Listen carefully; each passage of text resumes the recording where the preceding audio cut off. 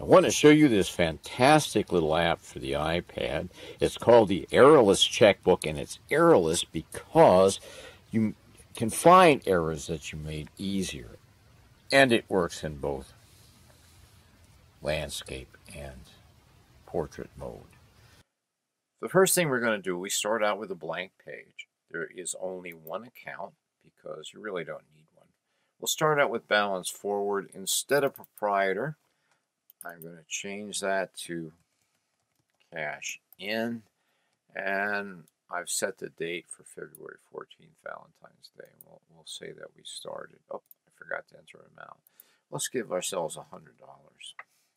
Don't have to put a period in. You don't have to put the zeros in. It'll fill it in for you. It does not go backwards like others do.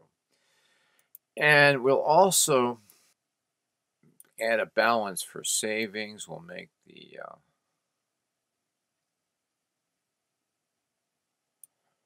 that proprietor. And we'll say we did that on the 15th. And we added $24 for savings. Okay.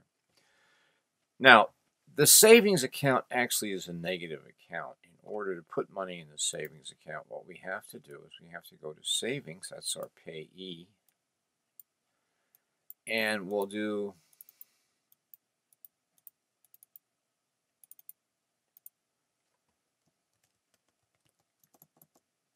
cash into savings. And we'll do that the next day. And we'll put the entire $24 in there. Okay, so if we want to check on our savings, what we can do is go up here, click on savings, enter anything for that, and we get the amount of our savings in our savings account. We always want to cancel any searches. You can do entries while you're in a search, but they won't show up correctly until you end the search and go back. Now, let's imagine I sell things for Amazon, on Amazon.com. Write in Amazon.com and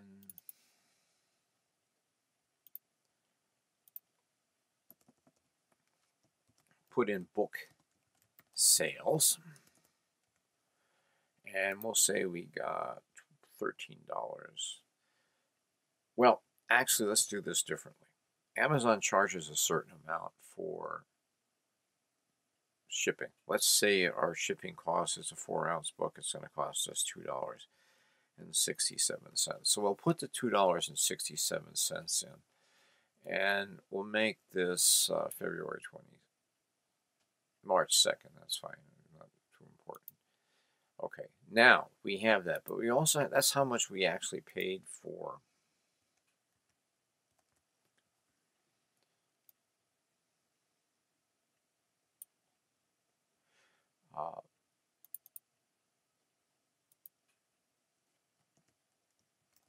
make that stamps and postage.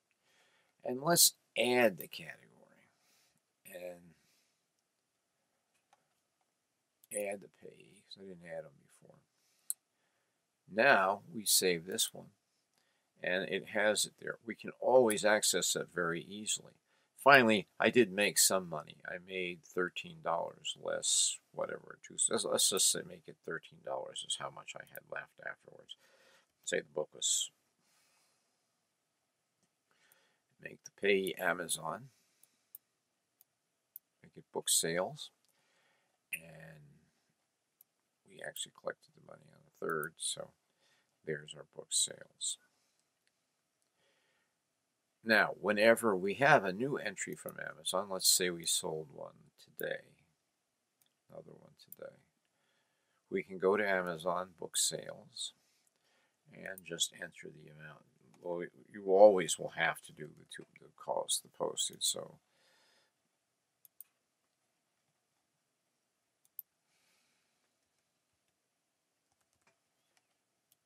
Amazon.com stamps and postage, and save it. And then finally we put in how much. Let's say we got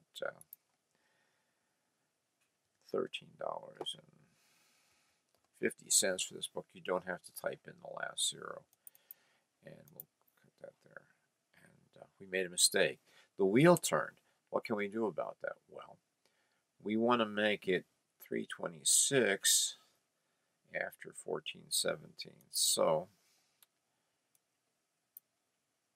we'll make it 1418 and just save it, and it's now been corrected. We have a few more changes to make.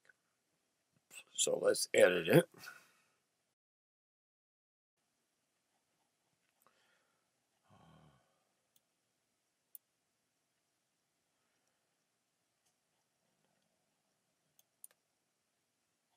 There we go. Now it's correct.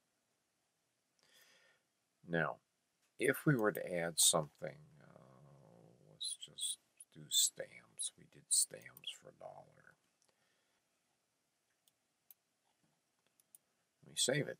And we decide, well, if we make an error, say we did $1 for stamps that we didn't need, we can simply delete it. Or there is a warning.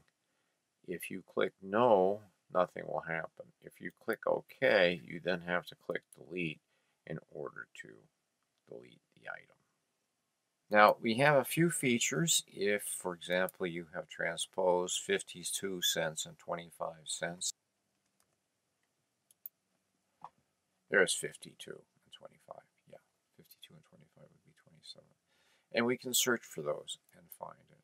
Now, if you want to end the program, you can just click End Program. This keeps your iPad app from running in the background and using up power and using up memory, actually. There's no reason to keep it on. When you open it again, there we are. All our entries are still there.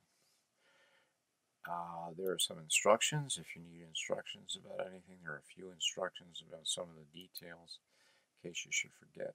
Kill will actually kill everything. There is a warning beforehand.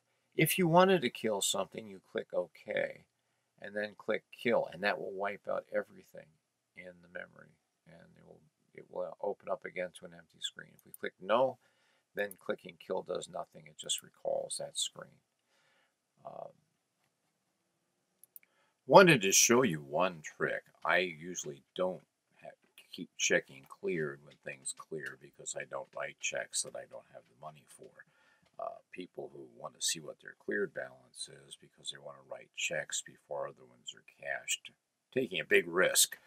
But if you wanted to, for example, find out how much you've gotten in sales from Amazon, you could click one, and you could go down and click the other, and it'll give you the total of how much you've made, and you can always unclick them too. So that's something else you can do with this.